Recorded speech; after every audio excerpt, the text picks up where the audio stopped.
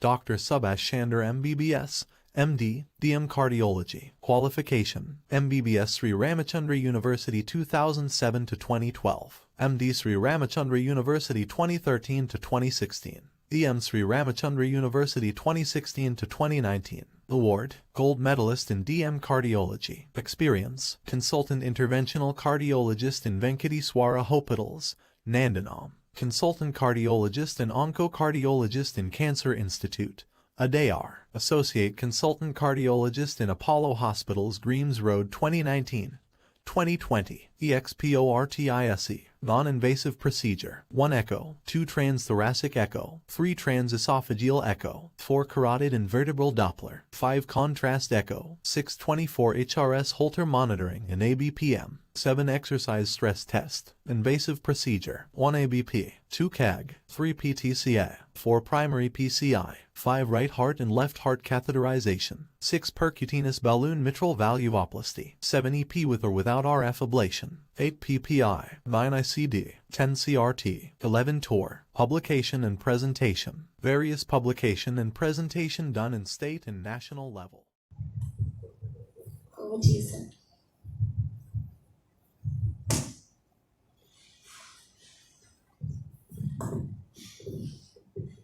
Good evening to one and all. Today we will have a short discussion, not a lecture, a short discussion on evaluation and medical management of chest pain from the cardiac point of view. So Subash sir earlier talked from the GP point of view. Now we'll talk from the cardiologist point of view. We cardiologists are very simple people. For us, everything, like my teacher used to say, any symptom is unless proven otherwise, it's always the heart. That is how I was taught. So everything is always cardiac unless proven otherwise. Now, chest pain has various symptoms and it is extremely difficult to differentiate one from the other. Out of say 100 patients who walks into an OP, only 1% can be a cardiac pain. But that 1%, if not picked up, can have significant mortality. Therefore, we are always worried. So if a patient comes to us with, say, chest pain, we always say it is better, safer, over-evaluate. Make sure it is not the heart. Reassure it is not the heart before we start searching for anything else. This is not an absolute rule. This is flexible depending upon the patient situations. So now a patient comes to us with chest pain. Studies wise, it has been shown only 20 to 50% of chest pain are muscle-related pains. 10 to 20% may be reflex esophagitis and 13% approximately is costochondritis. And then remaining small 1% can be cardiac pain. Now we will differentiate the approach to all sort of cardiac pain or chest pain evaluation as an outpatient or emergency management.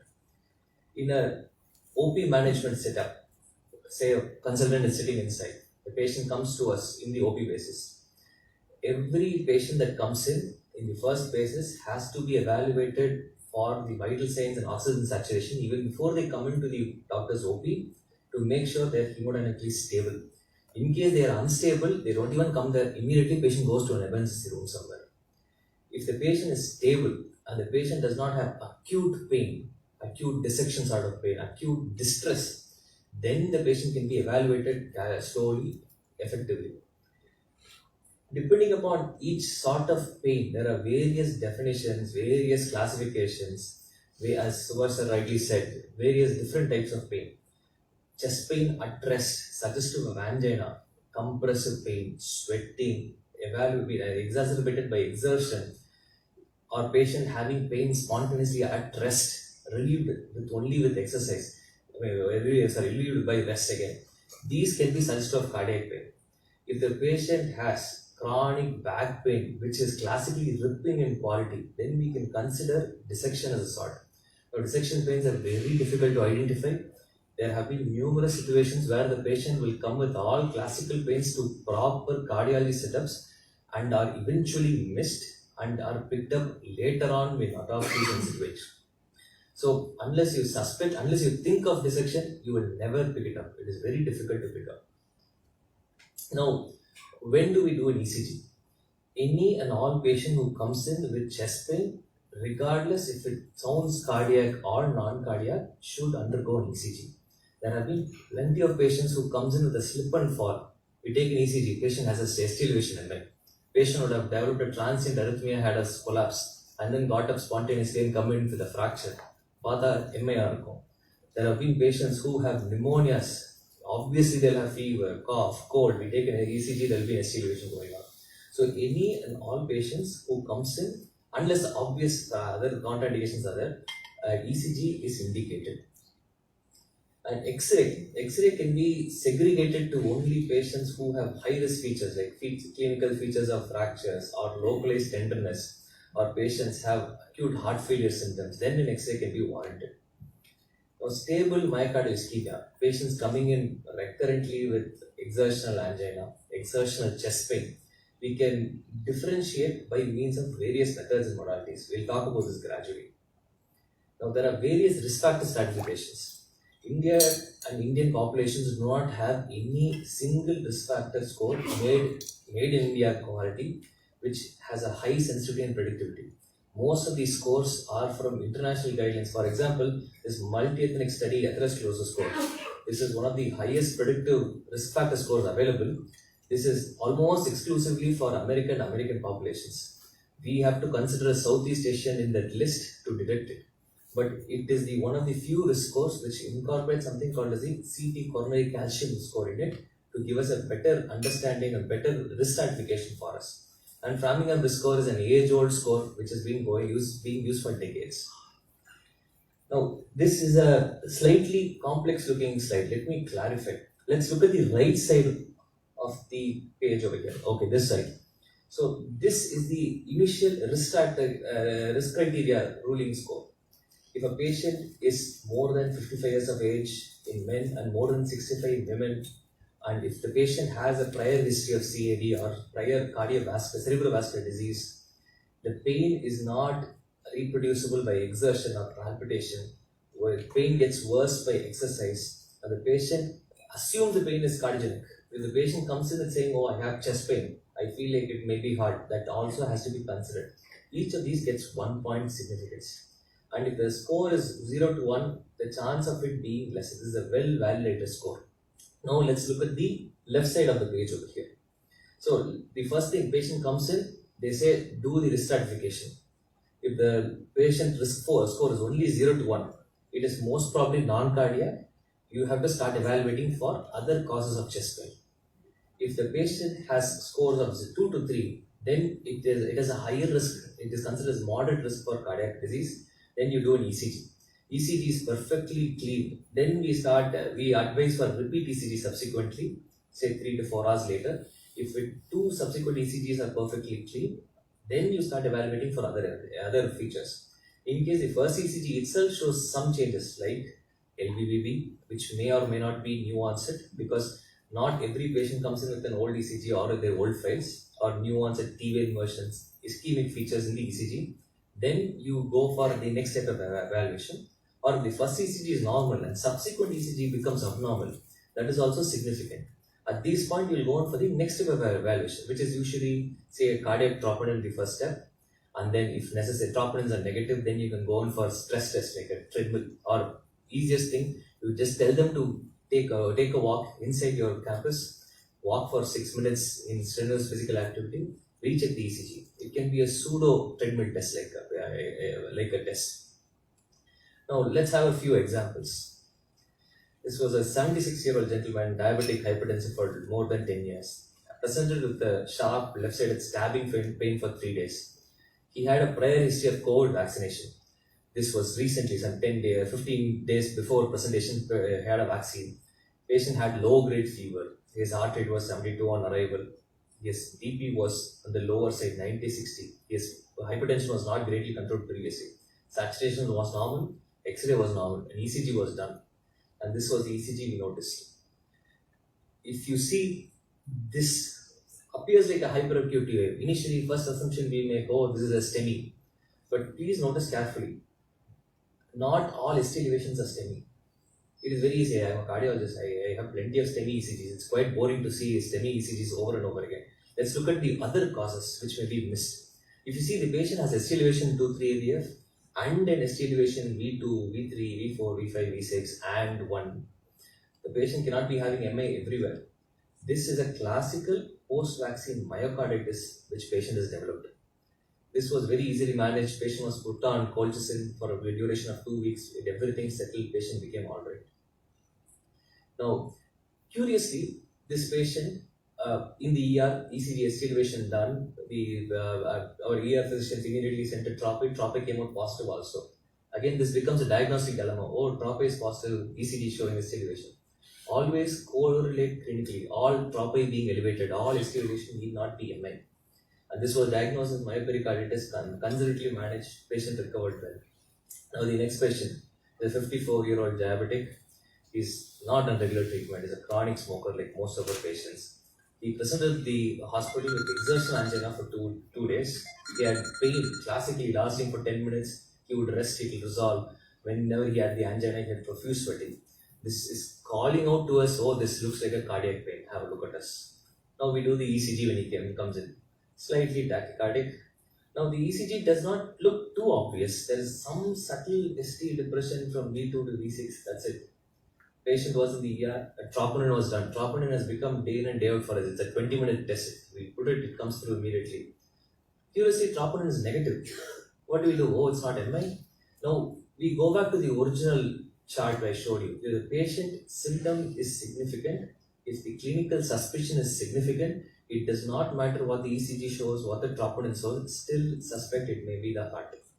So what we did an echo. Echo is also normal for us. We advise admission. The patient refused us all, they always do. We kept the patient in ER for 3 hours. We repeated an ECG. This happened. Patient developed gross ST elevation in AVR, V1 to V4, V5 with reciprocal ST depression 2-3 AVF. Patient BP dropped to 60 query. Patient was almost going for cardiac arrest, had a cardiac arrest, went in for an emergency angiogram. Patient had a left main coronary occlusion. Patient was taken up for emergency angioplasty. Salvage procedure was done. This is mainly to demarcate if your clinical suspicion is of heart, it is heart, unless proven otherwise. Just because ECG drops are normal, it may be normal now. Subsequent tests may change. So never disregard any symptom. Now, the ECG STEMI classification, this is very well known to all of us. Any ST elevation, the criteria is slightly different for men and women. The quantum of ST elevation is slightly less. For example, in women, even a 1.5 mm ST elevation is significant. In men less than age of 40, you need at least 2.5 mm. And in more than 40 years of age, we need more than 2 mm ST elevation. And disregard the end-STEMI feature over here. Any ECG change, other than ST elevation, with troponin becoming elevated, is end-STEMI. It is as simple as that. No need to confuse us with the ST depression criteria. Now let's go on to the next case. This is a 66-year-old lady, known asthmatic, came to us with recurrent bouts of coughs, sudden chest pain. This was referred from another hospital saying, oh, it's this thing pulmonary embolism, please have a look. Heart rate was 110, heart BP was low, saturation was low. Everything looks like pulmonary embolism, but curiously on the auscultation, left side completely no entry. Before we went ahead for a CT, we did an X-ray, massive pneumothorax, needle put, patient resolved, put on ICD, recovered in 3 days. CT showed a bulla which ruptured. So again, just because I say all pain is cardiac, some sense may rule out most reasons as non-cardiac. Now, next patient is a 42-year-old gentleman, non-diabetic, non-hypertensive. He came with vague chest pain, intermittent palpitation. He even had one episode of syncope. Retrospectively, asking after the vaginal diagnosis was asked, he had certain family members who suddenly collapsed for no apparent reason and could not be out. So this was the ECG done for the patient. Now ECG showed patient sinus rhythm, a curious ST elevation which could be seen in V1, V2. Now the ER physicians again, before saying, oh, ST elevation, let's do a troponin I, and they called a emergency primary PCI, was called in for that. The troponin was done, troponin was negative, echo was normal, treadmill was also done, which was normal. So this is the usual protocol a person can follow in the absence of a cardiologist for cardiac evaluation. Patient comes to us with chest pain, ECG assess. If it's do a cardiac enzyme, a troponin can be done, which is easily available everywhere nowadays. It is available in 20 minutes. If troponin is negative and the echo is normal, you can go for two options. Either redo an ECG 4 hours later if the patient is willing to wait. Most of the patients will not be willing to wait for 4 hours. Then you can consider a stress testing in the form of a treadmill. If the treadmill is negative, at that point, it is less likely possible it's a cardiac point of view. So what did we do? Now this is what we call as a Brugada pattern in the ECG actually. So we did something called as a flecainide challenge. We give low dose flecainide and we check for arrhythmias to occur. This patient went in for PT and we had to put an IACD, patient recovered. So this patient and his family members had a genetic abnormality in his sodium channels which presented as an abnormal ECG. But curiously, his clinically it did not look like cardiac. It was only for the palpitation and one episode of syncope which was suggestive, thus directing us not from the heart but to the electrical system of the heart. Next, go on to the next patient. Is a 36-year-old lady, present to OPD with left-sided chest pain, mild dyspnea, palpitations for 2 days. She was hesitant to come into the hospital. She flat out refused initially. She was having a fight with the family members, even in the ER as we were talking. So she had a recent history of travel from Hyderabad by car. You can guess where I am going. Her heart rate was around 136, BP was low, saturation was normal. She was tachycardic, other than that, nothing. Now, ECG appeared normal, just a significant tachycardia. This was post-fight with her family members who were claiming, oh, why am I in the hospital? But if you notice closely, there is that classical sign what Subash was talking earlier. There's an S1Q3T3. So this S1Q3T3 is basically a sign of RV strain. Unfortunately, S1Q3T3 is present in a lot of people. You are an asthmatic, if the patient is a chronic smoker, the patient has RV strain because of any etiology, this may be present. But if the patient is tachycardic, dyspneic with S1Q3T3, initially think, oh, could it be pulmonary embolism? And we did a troponin. Troponin was again positive. Troponin is a test for myocardium which is stressed, myocardial injury. It can be elevated in a lot of reasons, as evidenced by all the cases which are turned out to be troponin positive over here. Troponin can be positive in renal failure also. It is more related to decreased clearance more than myocardial injury, though there may be chronic myocardial injury happening. It can be positive in myocarditis, post-electrical shock injury. Patient catches a wire, live wire, gets electrocuted, you do a troponin, it turns out positive. So always correlate clinically. Do not be dictated by the papers on everything we notice. This patient had a troponin positive. This was because the RV was getting injured by the pressure which was building up, and the echo showed dilated RA-RV. And then let's look at the CT pulmonary angio. And it does not play. Okay, the CT pulmonary angio does not play. So CT pulmonary angio showed a massive saddle thrombus in the MPA going into the RPA and LPA. This patient was thrombolized immediately. Patient walked home on the 4th day doing well. And patient is currently on anticoagulation. Now, just because the initial ECG may be normal does not mean all ECG, patient does not have cardiac pain. Always, if possible, try to repeat an ECG at least 4 hours later. If it is not possible, at least try to stress them to repeat an ECG. And minimum duration we can repeat ECG is at least 30 minutes apart. And if a patient comes to us, so far it has been all OPD management. Now we can talk about emergency department management. As a patient comes into the ER with chest pain, it goes by the ABCD protocol: airway, breathing, circulation. So initial, raise oxygen, make sure you have a free flowing IV access line, have continuous cardiac monitor, make sure you check the BP and get the ECG. Now, the current guidelines is, unless there is an obvious contraindication, unstable angina, awaiting enzymes, patient can be given a loading dose of aspirin alone.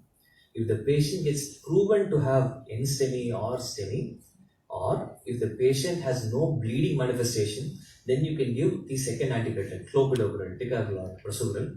We generally prefer ticagrelor loading only if you're planning for a PCI, same for prasugrel also. So it is in the OP, it is safer and easier to have aspirin, clopidogrel, atorvastatin in loading doses for emergency situations. The initial drug which showed reduction of mortality was aspirin, followed by streptokinase, followed by clopidogrel. So right now, the easiest and cheapest drugs we have available for treatment is aspirin and clopidogrel. It is safe, nothing happens. Maybe sir will disagree with me about bleeding and ulcers developing post-aspirin loading. Apart from that, it should be pretty okay. And sublingual nitrates is a good pain relieving medication. Now there are certain contraindications. We need to make sure the patient does not have prior history of intake of sildenafil, tadalafil, everything else. And sometimes it also relieves symptoms of gastritis and esophageal impaction also. And all MI patients, if patient pain is significant, should consider IV morphine or fentanyl. It causes vasodilation also. And cardiac biomarkers. Cardiac biomarkers is pretty much half my life. Troponin is positive or negative dictates half of my decision making right now. So, and unlike previously where cardiac biomarker availability was less, every center has, every lab facility has. I would strongly suggest against doing CPK and CPKNB. CPK and CPKNB are no more. Only use for CPK is to diagnose rhabdomyolysis muscle injury. Myocardial troponin, TROP-I, TROP-T, any of the troponins are good enough for us, preferably quantitative. Qualitative is useless, that dipstick model is useless. A quantitative troponin, and both are essentially the same price, cost some 1,000 rupees, 1,200 rupees to do. It is easy, cheap. Depending upon cardiac biomarkers, our decision may change, and it is a 20-minute test only. Now, this is a very crowded, small looking thing. Maybe this thing looks better? Yes. So, this is the general pattern of following how we manage a patient who comes to any place with chest pain. Patient comes to us with chest pain, you do an ECG, patient say has a STEMI or NSTEMI, that is the initial diagnostic criteria. If the patient has a non-ST elevation, how do we say? Troponin is elevated, patient has chest pain, and the ECG does not have any forms of ST elevation, then the management is medical. There is no need for emergency angiogram, angioplasty. There are certain exclusions, but as general thing, there is no need for emergency angiogram, angioplasty. Initial 24 hours has to be medically stabilized, and then we plan for whatever. Now, for ST elevation MIs, we consider in two forms. There is no difference between age, sex, race, nothing. Even if it's a 94-year-old or a 16-year-old, the smallest child I've done an angioplasty on is a 12-year-old with a heart attack. The oldest is a 98-year-old with a heart attack. Treatment does not change. Etiology changes, but treatment does not change. There should be, I'm a 95-year-old, should be thrombolysis, should be primary PCM. No. There is no segregation. Every patient gets the equal care. If the patient presents to us with STEMI, the first decision that needs to be made is, please give loading dose. Aspirin, clopidogrel, atorvastatin. If available, a heparin of 5,000 units or enoxaparin 1 mg per kg stat helps. If not, that is fine. If the criteria is, if there is a hospital within 2 hours duration where you can do a primary PCI, shift there. If the duration is more than 2 hours, thrombolyze and then shift. We are in Chennai city. There is a hospital in tripping distance with cath labs available everywhere. There is not a 5-kilometer distance in Chennai city without a cath lab. That is the current scenario and situation. There should be no reason where we need to consider thrombolysis even nowadays. There will be exceptions to rule, like patients not affordable, not willing, then except for these reasons, there should be no reason where we need to consider thrombolysis. Primary PCI is the gold standard and it has much, much better outcomes than thrombolysis. The best of care affordable is a primary PCI. Bala sir will be following up with me and showing me lots of images about coronary angiograms and angioplasties. Mortality reduces maximum by primary PCI as compared to thrombolysis. Thrombolysis has a lot of bleeding risks. You thrombolyze 100 people, 3 people will die not because of the heart attack, just because of bleeding. And the bleeding is unstoppable, unforgivable bleedings. If you see those 3 bleeding patients, you will never thrombolyze in your life. It looks that bad. But the 97% is going to be fine. But the 3 people are very, very sick. And the mortality was because of us and not because of the procedure or the heart attack essentially. So, if you're in Chennai city, primary PCI is the option that needs to be addressed. Can be referred to the nearest primary PCI affordable center. Most hospitals nowadays are 24 hours primary PCI center. And this is changing even in the outers. Now every district hospital nowadays has a cath lab. Everything can be referred for a primary PCI, even in some villages nowadays. And the usual recovery post MI is around 3 to 5 days, depending upon no complications, and they do well. So that brings a conclusion to my short, brief summary of medical management of heart disease. Now, does anyone have any doubts, any questions? Then I would like to call upon Bala sir, my teacher, to continue on with the next step of this discussion, which will be the interventional management of cardiac lesions.